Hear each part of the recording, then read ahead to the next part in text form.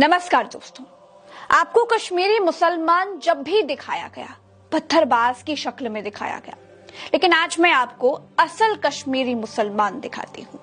आपके सामने ये कश्मीर है, यहाँ भयंकर बर्फ पड़ रही है, सड़कों पर 1-1 फीट तक बर्फ जमा हो गई है, लिहाजा जो पर्यटक जहाँ थे वहीं पर फंस गए हैं। बर्फ से पटी सड़क पर हिंदू पर्यटकों की मदद करता ये अब्दुल है।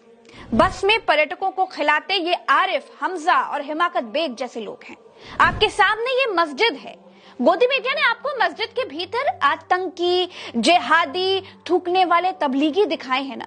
बहुतों ने मस्जिदों और मदरसों को आतंक के अड्डे बताए हैं। पंजाब से आए ये लोग कहते हैं उनको भारी बर्फबारी में मुसलमानों ने मस्जिद के भीतर रखकर उनकी जान बचाई है। आज रात को ही हम गोंड की मस्जिद में रुके थे सर जी। कैसी हमारी बहुत ज्यादा मदद की जी। इनके सहारे ही हमने ये इतने तूफान की रात गुजारी है। नए जीवन दान वाली बात हुई था। ऐसा एक मस्जिद का हाल नहीं था।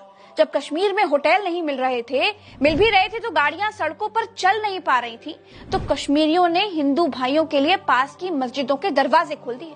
जिसको जहां जो मस्जिद मिली उसे पनाहगाह में बदल दिया गया। उत्तर प्रदेश के कुंभ में मुसलमानों के आने पर रोक लगाने वालों तक मेरा ये वीडियो जरूर पहुंचाइएगा। तो मुसलमानों को गंगा में नहाने से रोकते हो, गंगा किनारे लगे मेले में आने से रोकते हो, लेकिन मुसलमान संकट के समय तुम्हें मस्जिदों में भी पनाह देने से नहीं हिचकते। सिर्फ मस्जिद ही नहीं, हिंदू पर्यटकों को बर्फबारी से बचाने के लिए, बर्फीले तूफान से उनकी जान को बचाने के लिए आम कश्मीरियों ने अपने घर के दरवाजे तक खोल दिए। ये एक आम कश्मीरी भाई का घर है।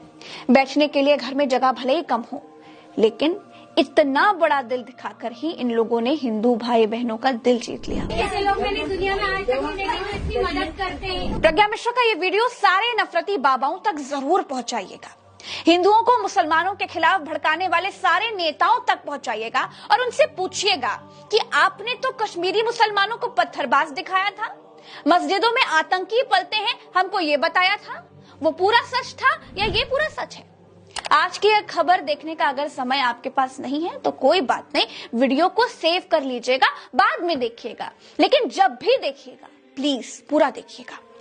मेरी गारंटी है कि ये खबर आपके विचारों पर जरूर असर करेगी, हिंदू मुसलमान के जहर से आपको जरूर सेव करेगी, उस असर को जरूर कम करेगी। कश्मीर और कश्मीरी मुसलमान वैसे नहीं है जैसा आज तक हमें बताया और दिखाया गया है।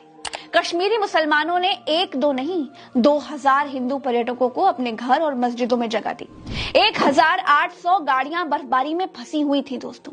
गांदरबल, सोनमर्ग, गुलमर्ग, पहलगाम, इन जगहों का तापमान -22 डिग्री था। कश्मीरियों ने हिंदू पर्यटकों को सिर्फ पनाह ही नहीं दी, जिसके घर में जो राशन पानी था, जिससे जो जितना बन पड़ा उस हिसाब से उसने उसकी सेवा की। दैनिक भास्कर अखबार में छपी इस खबर का हिस्सा पढ़िए आप जरा। दूध पखरी में फंसे 9 पर्यटकों में एक पर्यटक राजेश राजपूत ने बताया कि हम बर्फबारी में 4 घंटे तक फंसे थे। शाम होने लगी थी, तापमान गिरने लगा था। अनीस अहमद और उनके परिवार के लोग आए और हमें लेकर गए, और उन्होंने हमारा जो ख्याल रखा वो हमेशा याद रहेगा। ऐसे और भी उदाहरण अखबार ने छापे हैं, अब वीडियो रोक कर खुद पढ़ सकते हैं। दोस्तों, इन नेताओं के भड़काने में प्लीज मत आइए। बाबाओं के लड़ाने से लड़िए मत। बस एक बात याद रखिए, 700 साल तक इस देश पर मुगल शासन रहा। 700 साल तक देश पर मुसलमानों ने एक छत्र राज किया है। अगर मुस्लिम राजाओं ने तलवार के दम पर इस्लाम फैलाया होता तो आपको लगता है कि 700 साल में भारत के भीतर कोई हिंदू बचता?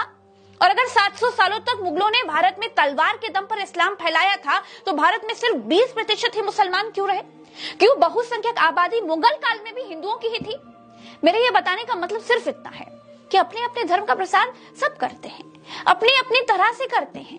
इस देश के कमजोर, दलित, शोषित और वंचित हिंदू तबके ने जुल्म से परेशान होकर बौद्ध धर्म अपना लिया।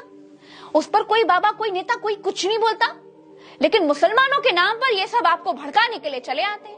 मस्जिदें खोदने के इस अमृत काल में हो सकता है आपको प्रज्ञा मिश्रा की बात पसंद ना आए, लेकिन तब भी मेरी आखिरी कोशिश यही रहेगी कि मैं चींटी जितने प्रयास से अगर मुट्ठी भर लोगों के दिमाग को भी अगर नफरत के जहर से निकाल पाऊं तो मैं खुद को बड़ा सौभाग्यशाली समझूंगी। नमस्कार। प्रज्ञा के पन्ना चैनल को अगर आपने सब्सक्राइब नहीं किया है तो सब्सक्राइब करते जाइएगा। सब्सक्राइब करने से ही सच्चे साथियों की सही संख्या का अनुमान लग पाता है दोस्तों। नमस्कार।